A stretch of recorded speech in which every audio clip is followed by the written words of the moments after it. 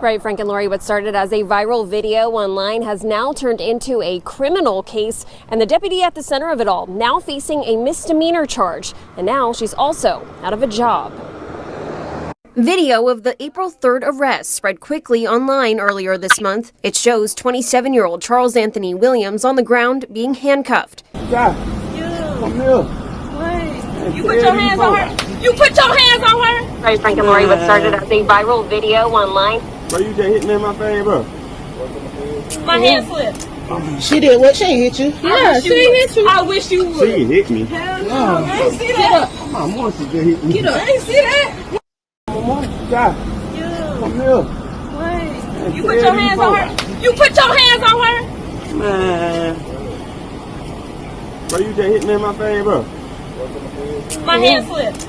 She did what? She ain't hit you. Yeah, she hit you. I wish you would. She hit me. Hell no. I ain't see that. My mom just... His mother, Shanika Jackson, says she immediately took action after seeing it. I took it upon myself to go to internal affairs and speak with someone and file a complaint. That was last week.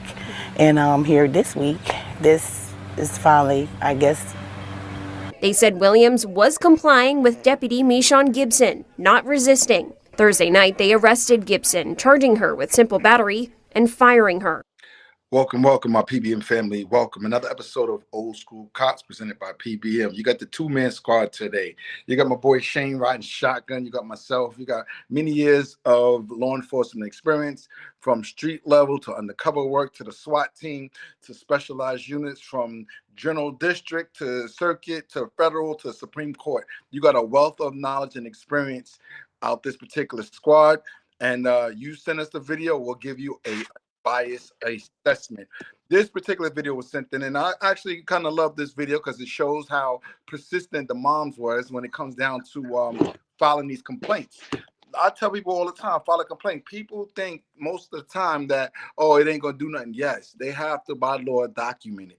So depending on what they do, they still have to document it. Even if the police department clears them, it's still documentation as a complaint that was cleared by the police.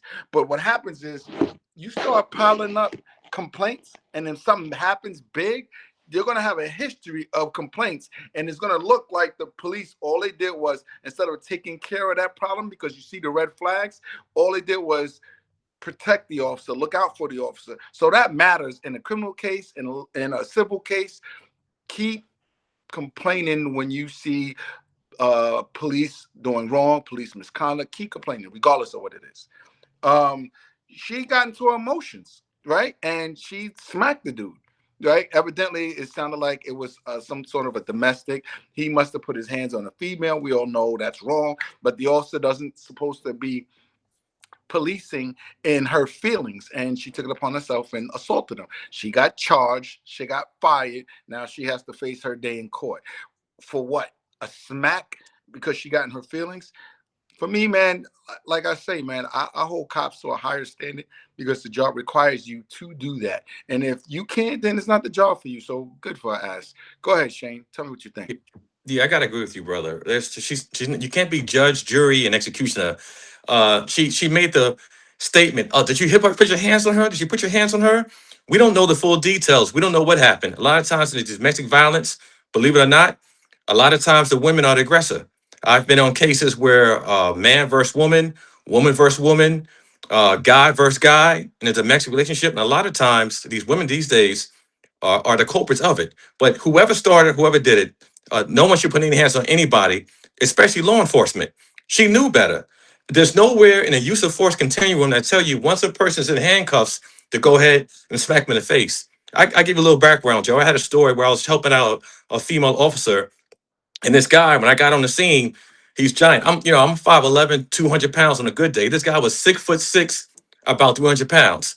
And he was pounding. We were going hand for hand. And I tell you, when we finally got him, I was out of breath. I had the point where I could have tuned him up. But no, once you're in handcuffs, that's it. The fight is over. The threat is over. There's no more threat. There's nothing else you need to do.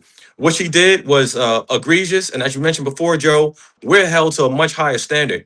And it was something interesting, if you notice in this report, the mother said that when she went to complaint, internal affairs reached out to her directly. She got straight to internal affairs. There's usually a process. So apparently, this person, this police officer, had more issues in the background than normal because you don't go through that. First, you go through, you put your complaint, sergeant sees it, the captain sees it, and then it goes to the review board. But Shane, if you notice what she said, she went straight to internal affairs. So apparently there was something else in the background, something going on there. But as you mentioned in the outset, Joe, we as officers, we held to a higher standard.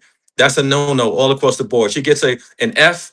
As you see, when you make these complaints, it works. A lot of times justice may seem a little far-sighted a little bit, but this was swift. It was quick. So as you mentioned, continue to, if something's egregious, don't take your fight out on the street. Do the proper channels, and you're going to win. A lot of people get into the bag these days. Those are my thoughts, brother. if that's way to close it out. Well said. Dave, go ahead. Get to the next video. Any questions? I should have asked if we got any questions on that. Okay. She got fired for only a slap. Nah, they wanted to fire her all along. Well, that's one of the comments said. She got fired for only a slap. They wanted to fire her all along. Yeah, that's a possibility. She could have had some issues going on. She could have had some things in the background, and this was just the icing on the cake to go along with it. So that's a strong possibility. And you got to think about it. A lot of people don't know there's a huge difference between the police and the sheriff. And what I mean by that is like the sheriff department, he's an elected official. It might have not even been something behind the scenes. When you put the media involved, when it comes down to misconduct, maybe this sheriff wants to take the stance of, yo, I don't care what it is. It looked bad.